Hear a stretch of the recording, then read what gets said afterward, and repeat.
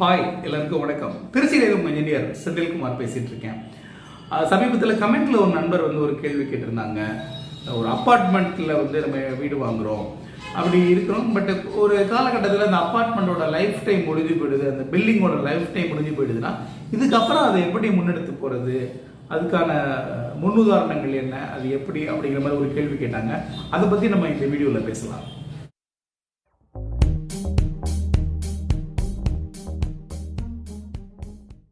நம்ம கட்டுற கட்டடங்களுக்கு ஒரு லைஃப் டைம் இருக்குது. இவ்வளோ நாளைக்கு தான் அதில் நம்ம வாழ்கிறதுக்கு தகுதியாக இருக்கும் அப்படின்னு நம்ம சொல்கிறோம்.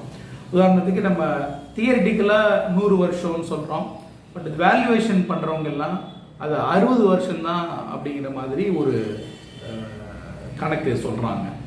வாட் எவர் மேபி நம்ம அந்த கட்டடத்தை பொறுத்த வரைக்கும் அங்கே நம்ம வாழ்கிறதுக்கு தகுதியாக இருக்கா இல்லையா அப்படிங்கிறத அங்கே இருக்கிறவங்களே ஈஸியாக ஜட்ஜ் பண்ண முடியும். அங்கே உள்ள ஒரு விஷயமும் எப்படி இருக்குது, அந்த பிளம்பிங் லைன்லேருந்து எலக்ட்ரிக்கல் லைனில் இருந்து அப்புறம் சுவர்களில் எப்படிலாம் வெளியில் பிரச்சனைகள் தெரியுது, இந்த மாதிரி ஒரு விஷயமுமே நமக்கு காட்டி கொடுக்கும்.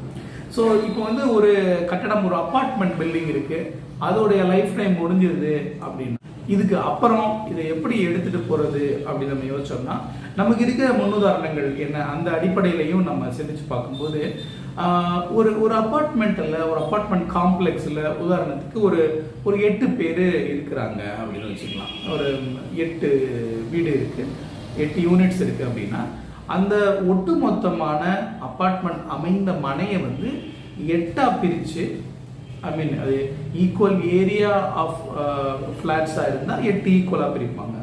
அதில் அந்த அளவில் ஒவ்வொரு வீடோட அளவில் வித்தியாசம் இருந்தால் அதுக்கு தகுந்த மாதிரி ப்ரப்போர்ஷனலாக அந்த லேண்டை பிரிப்பாங்க. பிரித்து ஒவ்வொருத்தவங்க பேரில் UDS அப்படின்னு சொல்லி அன்டிவைடட் ஷேர் ஆஃப் லேண்டாக சொல்லி ஒருத்தவங்களுக்கும் அந்த பத்திரம் பதிவு பண்ணி கொடுத்துருப்பாங்க. ஒரு உதாரணத்துக்கு ஒரு 800 சதுரடி இடத்துல 8 பேருக்கு வீடு இருக்குது அப்படின்னா ஆளுக்கு 100 சதுரடி இடம் இருக்கும். ஒரு உதாரணத்துக்காக சொன்னேன். ஸோ அந்த மாதிரி நம்ம பிரிச்சுக்கலாம்.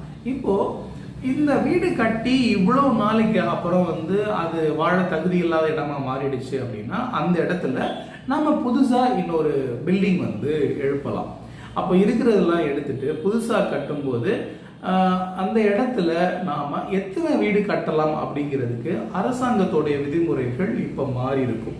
உதாரணத்துக்கு முன்னாடி ஹைட் ரெஸ்ட்ரிக்ஷன் இருக்கும், எத்தனை வீடுகள் கட்ட முடியும் அப்படிங்கிறது விதிமுறைகளில் ஒரு அளவு இருந்திருக்கும். ஆனால் இந்த காலகட்டத்தில் இவ்வளோ நாளைக்கு அப்புறம் அந்த விதிமுறைகளில் சேஞ்சஸ் கூடுதலாக உயரம் எழுப்பலாம், இன்னும் நிறையா வீடு கட்டலாம் அப்படிங்கிற வாய்ப்பு கூட இருக்கலாம்.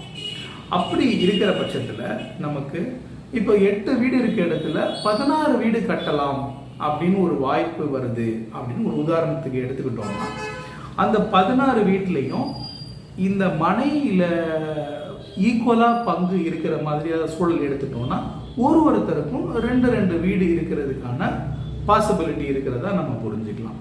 இப்போ இந்த வீடு கட்டுறதுக்கு ஆகிற செலவு இருக்கு இல்லைங்களா, அதாவது இந்த கன்ஸ்ட்ரக்ஷன் காஸ்ட், புதுசாக கட்டுறது, அதுக்கு ஆகிற செலவையும் ஈக்குவலாக 8 பேரும் டிவைட் பண்ணுற மாதிரி சூழ்நிலை வரும். இப்போ பொதுவாக இந்த இடத்துல என்ன நடக்குது அப்படின்னா ஒரு பில்டிங் கன்ஸ்ட்ரக்ஷன் கம்பெனி டெவலப் பண்ணி ப்ரமோட் பண்ணுற ஒருத்தவங்க, ஒரு பில்டர் இதை எடுத்துக்கிட்டு நான் உங்களுக்கு இது மாதிரி பண்ண முடியும், நான் 8 வீடு இருக்க இடத்துல 16 வீடு கட்டித்தரேன், இந்த 16 வீடு ஆகிறதுக்கான செலவு ஒரு செலவு இருக்குது, நீங்கள் 8 பேர் இருக்கீங்க, உங்களுக்கு இதே மாதிரி 8 வீடு கொடுத்துட்றேன், கூடுதலாக என்ன வருதோ அதுக்கு நான் என்னோட கன்ஸ்ட்ரக்ஷன் காஸ்ட்டை பொறுத்து அந்த அமௌண்ட்டை நான் பேர் பண்ணிக்கிறேன், நான் எடுத்துக்கிட்டு 8 வீடு நான் சேல் பண்ணிக்கிறேன், கன்ஸ்ட்ரக்ஷன் காஸ்ட்டு மேட்ச் ஆகும் அப்படின்னு சொல்லலாம். இப்போ அந்த கன்ஸ்ட்ரக்ஷன் காஸ்ட்டை விட அந்த 8 வீடு அவங்க சேல் பண்ணுற காஸ்ட் கூடுதலாக இருந்தால் அந்த பணத்தை நான் 8ஆக டிவைட் பண்ணி உங்களுக்கு கொடுத்துட்றேன் அப்படிங்கிற மாதிரி சொல்லலாம். இது ஒரு இடத்துக்கு தகுந்த மாதிரி அந்த மனை லேண்ட் அப்ரிஷியேட் ஆனிச்சுன்னா அது வேற மாதிரி இருக்கும். அந்த இடத்துல எவ்வளவு கட்ட முடியும் உயரம், அதை பொறுத்து இது மாறுபடும். ஸோ அடிப்படையான விஷயம் இதுதான்.